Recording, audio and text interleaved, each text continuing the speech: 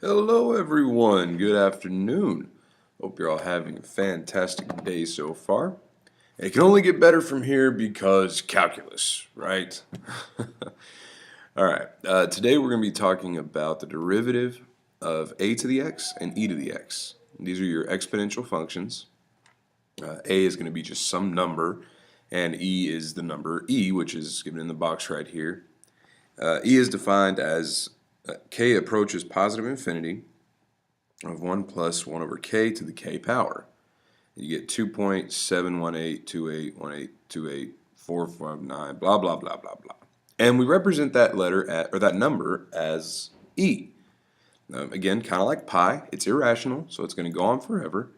And there's no fraction that we can use to come up with a representation of it. We could get close, but there's no fraction that'll come up with that exact number. Ding. Just like pi. Excuse me. Sorry for my voice. I'm feeling a little under the weather today. But, okay. I was going to make a point with this table. It's really not important. It all boils down to this. The derivative, I'm going to do this right here. If you have a to the x, and then let's say that you have f of x equals e to the x. We're taking the derivative of these. So you need to know how to find a derivative. Well, I'm just going to go ahead and tell you, instead of making us derive where it comes from, because the process is a little bit longer than it takes to do on this little sheet of blank space here, we're just going to go ahead and tell you. When you have an exponential function, the derivative of that exponential function is going to be the natural log of a times a to the x. It's the natural log of a times a to the x. Now if you have the same for e, let's say, f prime of x, then it's going to be the natural log of e. Remember, e and a are just numbers. E is just a specific number times e to the x. Now this one over here does not simplify, but this one will, because the natural log of e, like we learned yesterday, is e to the x, right? This all goes to 1. So the derivative is just e to the x. I'm sorry, I said that wrong when I was writing it.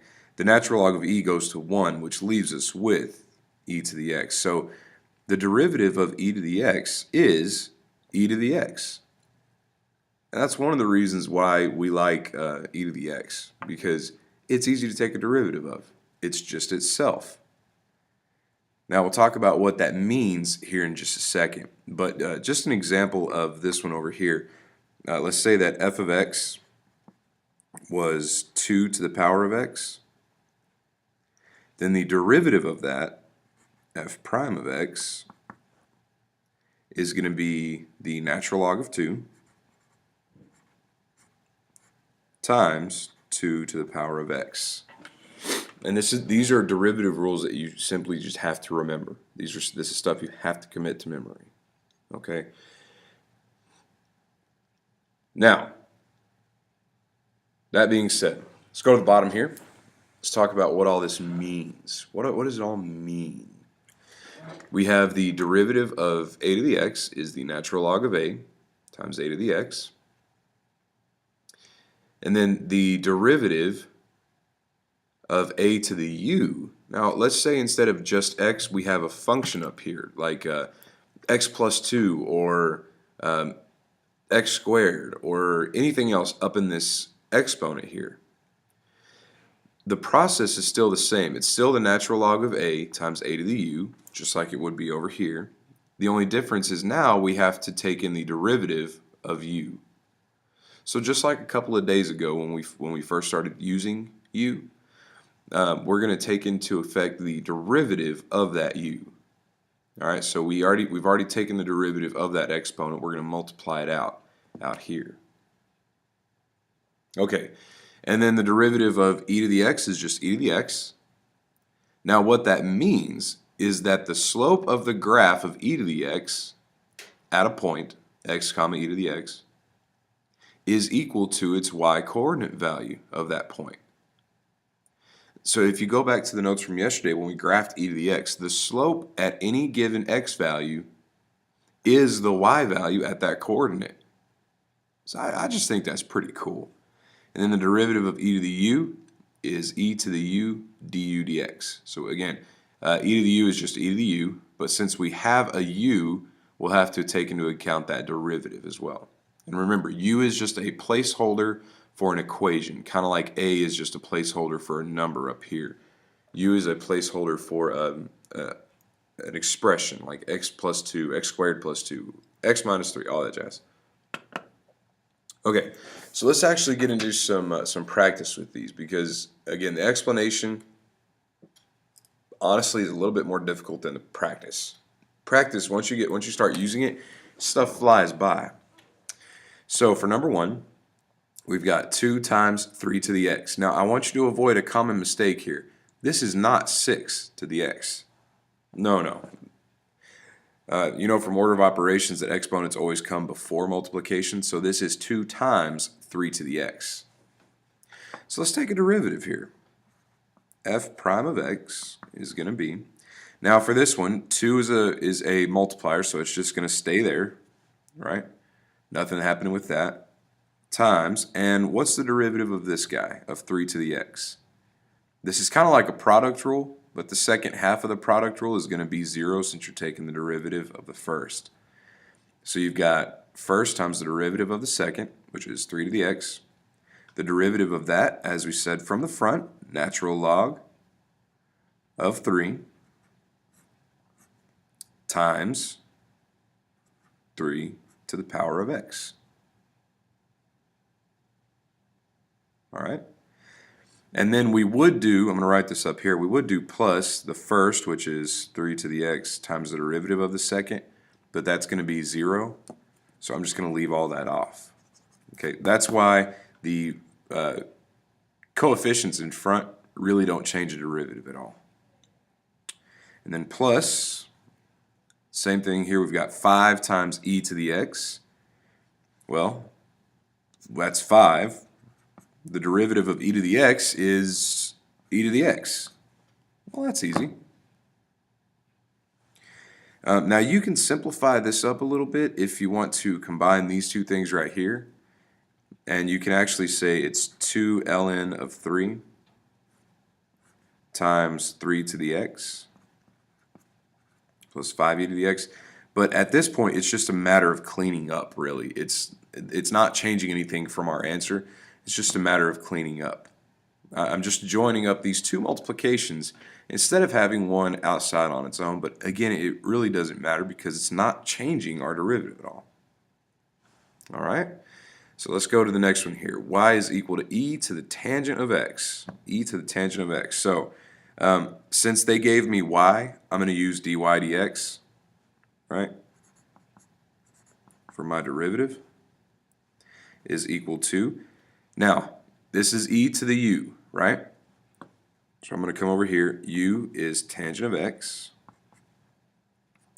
Oops, so du dx, the derivative of tangent x, is secant squared x. Alright, so the derivative here, just like from the front, the derivative of e to the u is e to the u du dx. So my derivative will be e to the u, tangent of x, times du dx. And really, again, what this is doing is laying the foundation for u substitution. Number 3, first thing I saw when I looked at number 3, this is a product rule. I've got x times e to the 2x. So since we're using y, I'll use dy dx. It's just a notation thing. And then we've got first times the derivative of the second, which is e to the 2x Now, this is u now, right? So I'm going to come over here. U is 2x. So du dx is going to be 2. E to the 2x times 2. First d second plus second e to the 2x d first. And from here, it's just a matter of simplifying a little bit more. We've got 2 times e to the 2x times x, so we can bring that all out and say 2x e to the 2x plus e to the 2x. And just as a matter of simplifying, I actually have a common term here, e to the 2x. I can pull that guy out and be left with 2x plus 1. But again, it's just a matter of simplifying at that point. Okay, that's just showing you how you can simplify it. But we all know if it's free response, I'm leaving it like it is. As soon as I get a derivative, I'm stopping. Okay, so this one had a lot going on in it. It had a product rule, first to second plus second to first. It also had a u in here, e to the 2x, so I had to identify my u and then my du, and that just makes this part right here a lot easier. My biggest problem when I would do these type of questions when I was in your shoes, I would forget du, because I would just say, e to the x is e to the x, and I would leave it, and I would forget du. So when you write your u out, when you have a u, you write it out, this is like a visual reminder, hey, you got to put this somewhere. That's why I like doing this way. All right, number 4. Okay, this is a quotient rule here. Okay, so I'm taking derivative of y, so we'll have dy dx. See if I have a sharper pencil. The pencil is getting dull, and that is no bueno. Is equal to, okay, so I've got bottom d top minus top d bottom. So bottom is 1 plus e to the x. Bottom d top. Now I've got e to the 3x right here, right? So I'm going to do u is 3x. Du dx is 3. Now if I had multiple u's right here, I would do multiple u's. And you call the other one q for the other u or whatever. Q be fine. Bottom d top. So the derivative of the top is e to the 3x times 3. E to the u du dx. And then minus top e to the 3x d bottom. Now the derivative of 1 is 0. The derivative of e to the x is e to the x. Over bottom squared. Bigger bottom. Okay? Now, I can actually simplify this out a little bit more on the top. This is 3e to the 3x, right? So I've got 1 plus e to the x, just to show you where I'm going with this, times 3e to 3x minus, and e to the 3x and e to the x is e to the 4x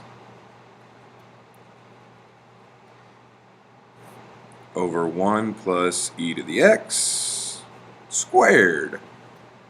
What I'm going to do to simplify this a little bit is distribute this guy into here. So I'll have dy dx is equal to 3e to the 3x times 1, 3e to the 3x times e to the x is 3e to the 4x,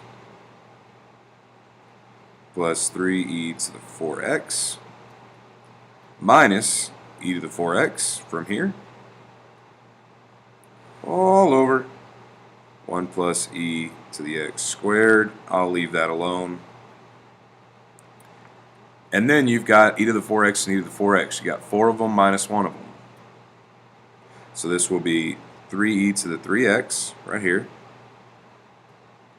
plus 2e to the 4x from right here, here and here. Subtract them together. All over 1 plus e to the x squared.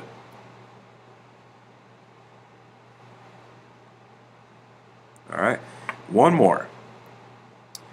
Now number 5, I'm going to put a little side note on. This is an implicit function. Notice you have x's and y's all mixed up in here. So it's implicit, which means we're going to have to solve for dy dx. So let's take the derivative of something. Alright, so the derivative of e to the u, in this case u is xy. So du dx is a product rule. First times the derivative of the second, x dy dx, plus second times the derivative of the first. You need to keep that on tap, okay? So let's take a derivative. We've got e to the u, which is e to the xy, times the derivative of u, which is x dy dx, plus y. That's the derivative of the first term. Then the derivative of x squared, so plus 2x, minus 2y dy dx is equal to 10. Whoa, no, not 10, 0. Almost messed that up. The derivative of 10 is 0. Woo! That's what I get for recording in the morning. E to the xy, blah, blah, blah, blah, blah. Okay, so you remember at this point, what we would have to do is make any distributions we see. So I'm going to have to take this, put it here and here, and then solve for dy dx. So here's what it's going to look like. I've got e to the xy times x dy dx. So e to the xy, x dy dx, plus y, e to the xy, so e to the xy times y, plus 2x minus 2y dy dx equals 0. And then at this point, I would have to come over and get all my dy dx's by themselves, and then get everything else to the other side. So this will be e to the xy dy dx minus 2y dy dx. And I'm going to move these two guys over here. Minus e to the xy plus 2x. It's really bugging me that this is out of order, so I'm going to fix that on the next step, but don't worry about that for right now. Pull out dy dx, and that's e to the xy minus 2y. Let me fix this right now because this is bugging me. This right here should be blah, blah, blah, blah, blah. Negative y e to the xy plus 2x. This is just proper order. I have a bunch of variables. Anytime you have a variable and an exponent, put it in the last part. It's okay. Did I? That was supposed to be minus 2x, wasn't it? Yes, it was. That's how my mind works, I guess. Always go back and check stuff. That should have been a minus 2x. I don't know what I was thinking. Apparently I wasn't. And then divide it over, dy dx, negative y e to the xy. It just looks more proper that way. Over, minus 2x over e to the xy minus 2y. Bam. All right, so that was a lot of derivatives. Good practice. Come to class ready, raring to go. Have a good day.